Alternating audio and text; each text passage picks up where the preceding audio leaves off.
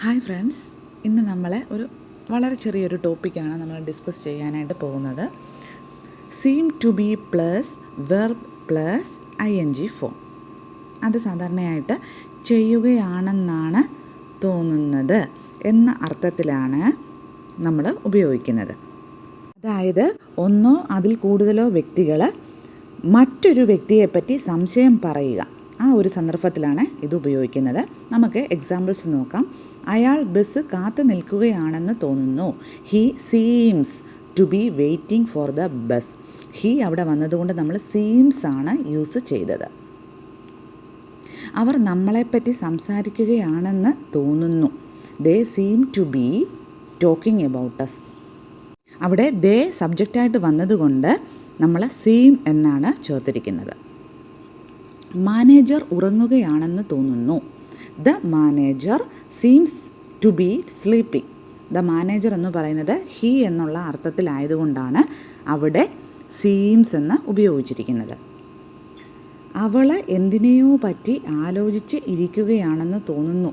She seems to be thinking about something deeply. അവിടെ she വന്നതുകൊണ്ട് seems എന്ന് ചേർത്തിരിക്കുന്നു. ആ റൂള് നമുക്ക് പിന്നീട് ഡിസ്കസ് ചെയ്യാം. അടുത്തത്, അവർ എന്തോ രഹസ്യമായി സംസാരിച്ചു കൊണ്ടിരിക്കുകയാണെന്ന് തോന്നുന്നു. They seem to be talking something secret. അവിടെ ഓർക്കുക, ദേ വന്നതുകൊണ്ടാണ് സീം എന്ന് നമ്മൾ യൂസ് ചെയ്തിരിക്കുന്നത്.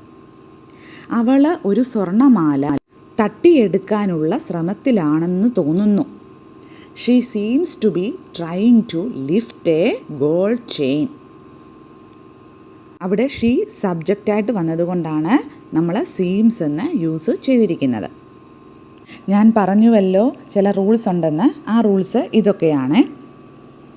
He, she, it, singular forms എന്നിവ സബ്ജക്റ്റായിട്ട് വരുമ്പോൾ സീംസ് എന്നും, I, U, V, they, plurals എന്നിവ സബ്ജക്റ്റായിട്ട് വരുമ്പോൾ സീം എന്ന് മാത്രവുമാണ് നമ്മൾ യൂസ് ചെയ്യാറുള്ളത്.